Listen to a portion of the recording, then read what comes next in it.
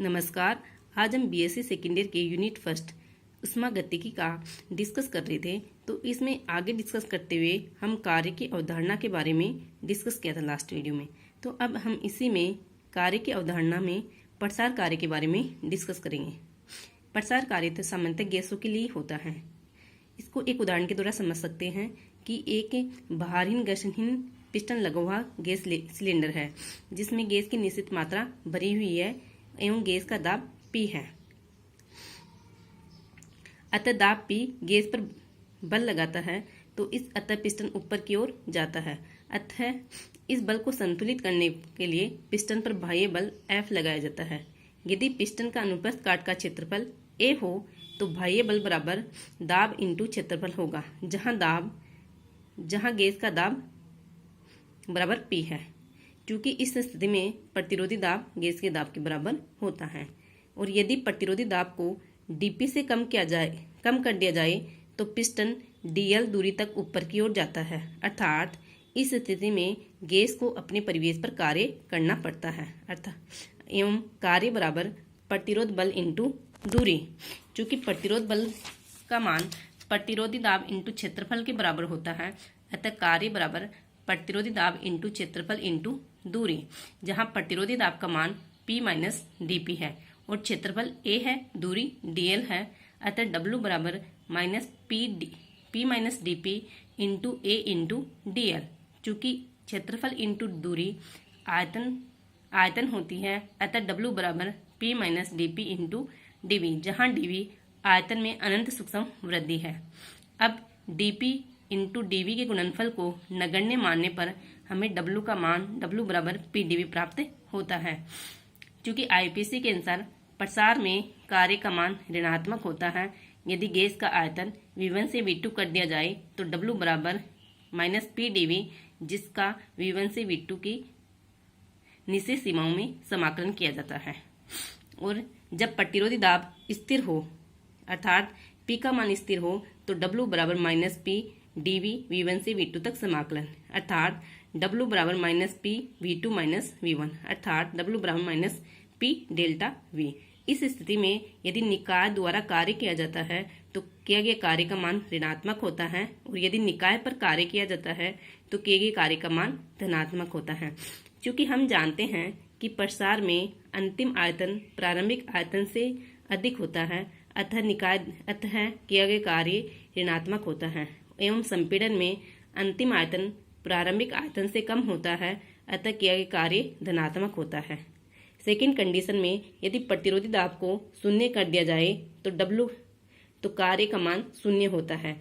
यह गैस का मुक्त प्रसार कहलाता है या गैस का निर्वात के विरुद्ध प्रसार कहलाता है। थर्ड कंडीशन में यदि गैस का आयतन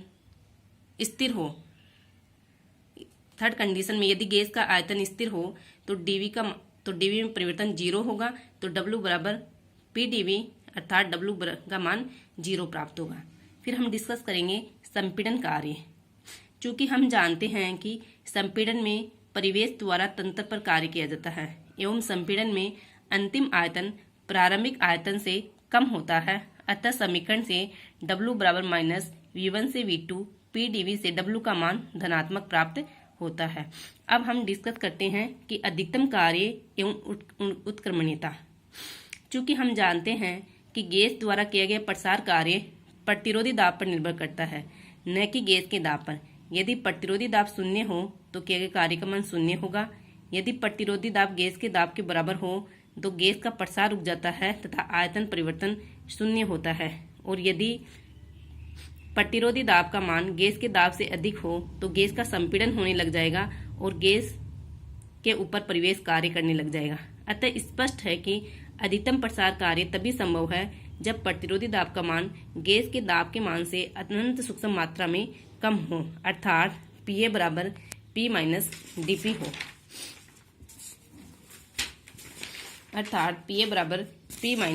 dP हो, तो इस स्थिति में W रिवर्सिबल बराबर W मैक्सिमम बराबर माइनस V1 से V2 PdV। माना कि किसी सिलेंडर में एक आदर्श गैस भरी हुई है जिसमें उसके n मोल हैं। अतः आदर्श गैस समीकरण से PV बराबर nRT या P बराबर nRT बाई V। समीकरण 2 से P का मान समीकरण 1 में रखने पर हमें W मैक्सिमम का मान प्राप्त होता है, जो कि इस प्रकार है, यानी W मैक्सिमम बराबर nRT by V dV V1 से V2 तक की निश्चित सीमाओं में समाकलन करने पर।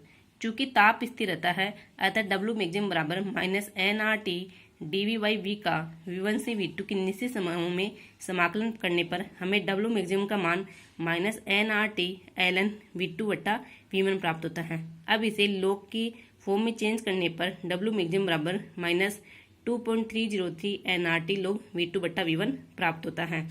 चूँकि आदर्श गैस के लिए स्थिर ताप पर P1 V1 बराबर P2 V2 होता है, अतः यहाँ से V2 अपॉन V1 बराबर P1 अपॉन P2 प्राप्त होता है।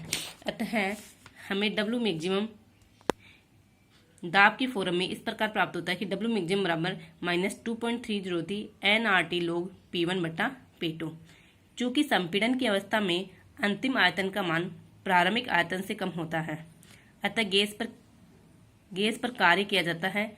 इस स्थिति में गैस पर किया जाने वाला कार्य न्यूनतम होता है, अर्थात W मिनिमम बराबर 2.303 nRT log V2 बटा V1 या 2.303 nRT log P1 बटा P2।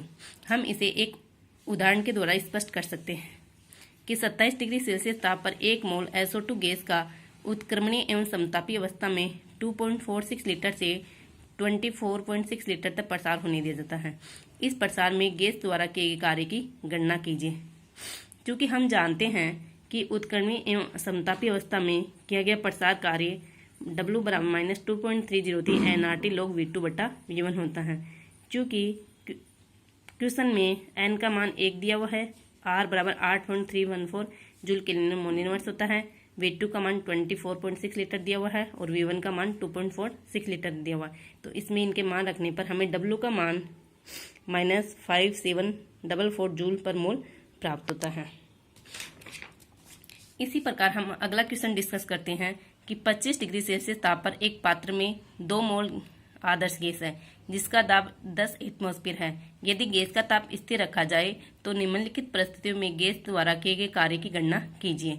फर्स्ट कंडीशन है कि अंतिम दाब 1 एटमॉस्फेयर होने तक उत्कीर्ण प्रसार, और सेकंड कंडीशन है 5 एटमॉस्फेयर स्थिर प्रतिरोधी दाब के विरुद्ध।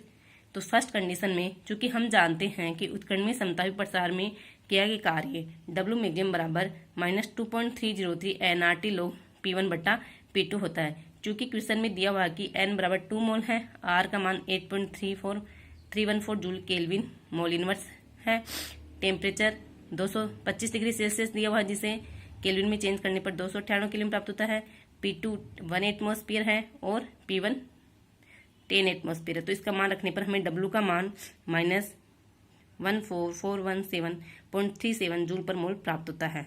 और जब प्रतिरोधी दाब स्थिर हो तो प्रसार कार्य W बराबर माइनस P डेल्टा V होता है।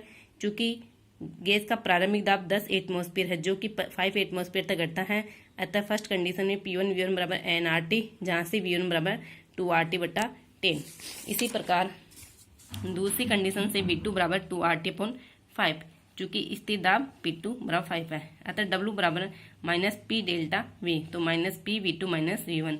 इसमें P का मान -5, V2 का मान 2RT बटे 5 और V1 का मान 2RT बटा 10 रखने पर हमें W का मान माइनस RT प्राप्त होता है। इसमें R व T का मान रखने पर हमें W का मान माइनस 2476.57 जूल प्राप्त होता है। अब हम डिस्कस करेंगे कि ऊष्मा की अवधारणा। चूँकि हम जानते हैं कि ऊष्मा एक ऊर्जा का ही रूप है जिसे कार्य द्वारा प्राप्त होती है। ऊष्मा का प्रवाह तब ही होता है जब तंत्र की अवस्था में परिवर्तन होता है। ऊष्मा का प्रवाह हमेशा उच्च ताप से निम्न ताप की ओर होता है। चूँकि ऊष्मा को Q से प्रदर्शित करते हैं एवं ऊष्मा को तंत्र या परिवेश में स्थायी परिवर्तन के बिना पूर्ण रूप से कार्य में परिवर्तित नहीं किया जा सकता। जब तंत्र परिवेश से ऊष्मा का ग्रहण करता है या अवशोषण करता है तो Q का मान धनात्मक प्राप्त होता है एवं जब तंत्र परिवेश को ऊष्मा देता है तो Q का मान ऋणात्मक प्राप्त होता है। चूँकि ऊष्मा एक पथ फलन है एवं अयथातथ अवकल है, अर्थात यह तंत्र की प्रारंभिक एवं अंतिम अवस्था पर निर्भर नहीं करती है, अतः ऊष्मा अवस्था फलन नहीं है।